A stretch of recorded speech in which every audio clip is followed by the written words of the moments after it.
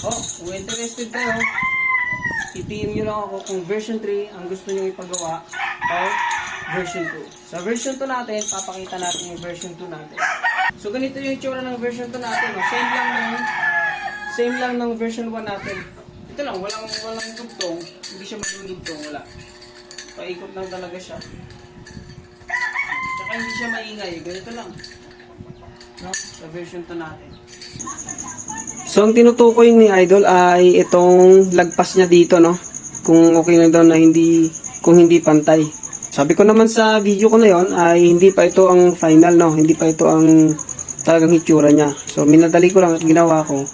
Pero dahil mukhang nagmamadali kayo na makita talaga ang pinaka-hitsura nito, sige bukas, aayusin natin ito bukas. Tignan mo po.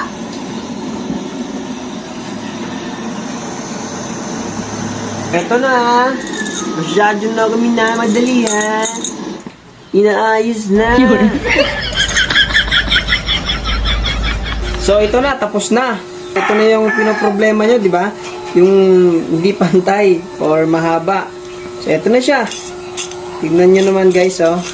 Lagay nyo lang dun sa gilid ng bag nyo, madadala nyo na siya at hindi siya halatang nunchaku. Kasi nga, kung titignan siya ay stick lamang. No?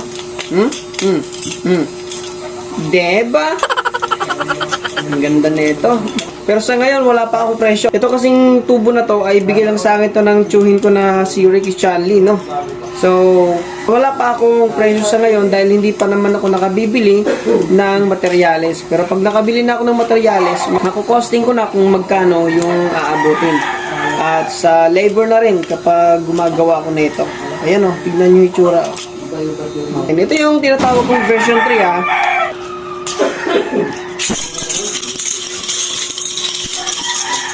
Ang ganda talaga. Diba?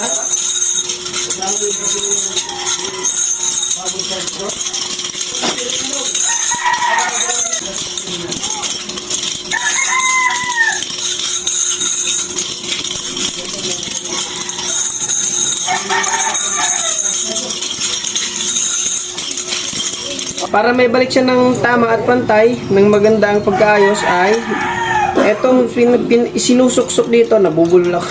Etong sinusuksok dito sa malaking tubo ay nakababa. Babaan nyo lang to.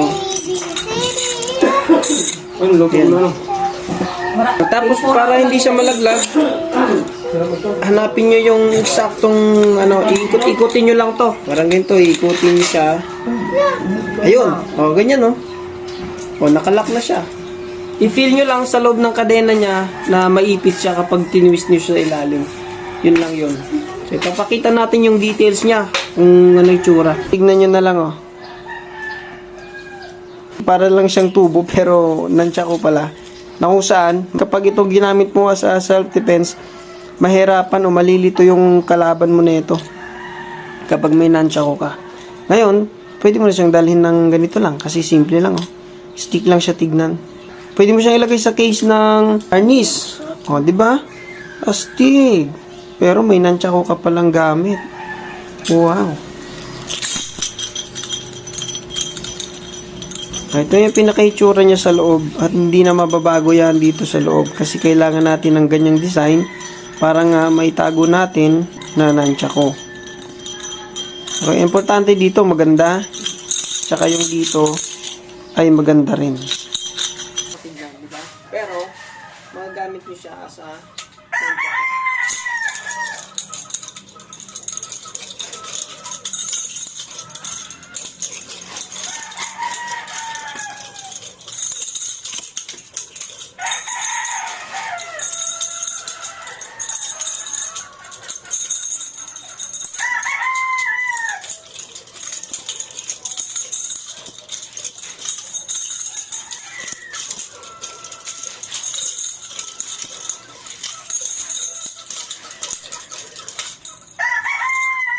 So, ganito naman siya kapag i-assemble mo sa stick.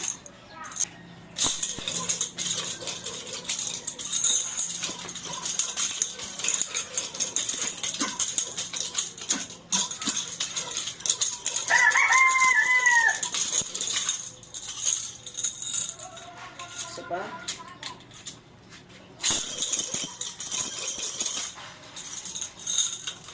Isa pa.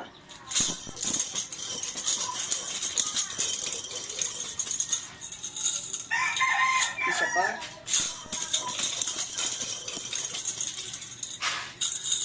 Isa pa. Pero, pag ginampas mo, aabot mo talaga. Okay?